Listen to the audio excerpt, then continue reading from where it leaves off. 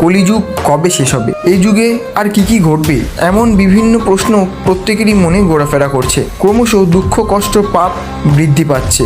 অনৈতিক আচরণে লিপ্ত হচ্ছেন অনেক মানুষ। পুরাণ অনুযায়ী কলিযুগ যখন দুঃখ কষ্টের অন্ধকারে ঢাকা পড়ে যাবে, তখন কল্কি অবতার ধারণ করে মর্ত অবতারিত হবেন ভগবান নারায়ণ। তারপর কলিযুগের সমাপ্তি ঘটবে।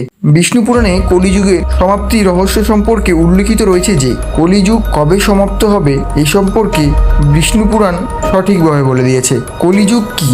দ্বাপর যুগের পর আগমন হয় কলিযুগের। প্রচলিত আছে যে কলিযুগের আগমনের ফলে মর্তে পাপ বৃদ্ধি পেয়েছে।